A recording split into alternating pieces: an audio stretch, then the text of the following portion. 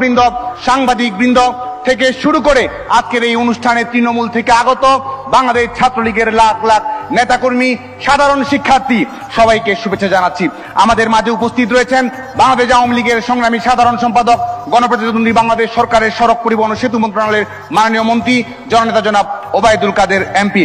আজকে আমাদের এই অনুষ্ঠানে ছাত্র সমাজের উদ্দেশ্যে গুরুত্বপূর্ণ দিক নির্দেশনামূলক বক্তব্য রাখবেন বাংলাদেশের নবপরিচয়ের রূপকার, বাংলাদেশের তারুণ্যের স্পন্দন, এমডিজি এবং এসডিজি অর্জনে বৈশ্বিক প্রেক্ষাপটে গণতান্ত্রিক বিশ্বের একমাত্র নেতা মাননীয় প্রধানমন্ত্রী বঙ্গবন্ধু কন্যা দেশরত্ন শেখ হাসিনা। আমাদের মাঝে আজকে উপস্থিত রয়েছেন ঢাকা বিশ্ববিদ্যালয়, ঢাকা মহানগর উত্তর, ঢাকা মহানগর দক্ষিণ এবং বাংলাদেশের বিভিন্ন জেলা মহানগর বিশ্ববিদ্যালয় ছাত্রলীগের নেতাকর্মী, ভাই বোন, বন্ধু এবং সহযোদ্ধারা। আজকে শ্রদ্ধার সঙ্গে স্মরণ করছি এই ঐতিহাসিক উদ্যানে দাঁড়িয়ে, যেখানে আমাদের পিতা স্বাধীনতার ঘোষণা উচ্চারণ করেছিলেন। এই শিখা অনির্বাণ শিখা থেকে তিনি গোটা আকাশের মধ্যে যিনি দাঁড়িয়ে রয়েছেন, যার সুরভিত হৃদয় আমাদের হৃদয়ের মধ্যে সবসময় অনাবিল ভাবে ফুটে রয়েছে। বিশ্বের শোষিত, বঞ্চিত, নির্যাতিত, নিষ্পেষিত মানুষের প্রিয় কণ্ঠস্বর জাতির পিতা বঙ্গবন্ধু শেখ মুজিবুর রহমানের অমর স্মৃতির প্রতি।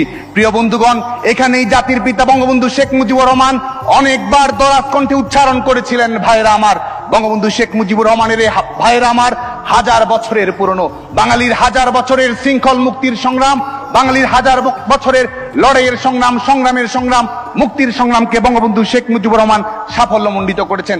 এখানেই জাতির পিতা বঙ্গবন্ধু শেখ মুজিবুর রহমান 7ই মার্চের ভাষণ দিয়েছেন, যেটি একটি শৃঙ্খলিত মানুষের মুক্তির দলিল, যেটি বন্দী মানুষকে মুক্তির স্বপ্ন দেখায়। জাতির পিতা বঙ্গবন্ধু শেখ মুজিবুর রহমান এখান থেকেই অসহযোগ আন্দোলনের ডাক দিয়েছিলেন, যেটি পৃথিবীর ইতিহাসে একটি ব্যতিক্রমী অসহযোগ আন্দোলন। প্রিয় বন্ধুগণ, জাতির পিতা বঙ্গবন্ধু শেখ মুজিবুর রহমান যখন অসহযোগ আন্দোলনের ডাক দেন এই ঐতিহাসিক সৌরাজ্য উদ্যানের প্রাঙ্গণ থেকে, পৃথিবীর ইতিহাসে, রাজনৈতিক ইতিহাসের বিরলতম ঘটনা হিসেবে কোন আইনগত কর্তৃত্ব না থাকা সত্ত্বেও বঙ্গবন্ধু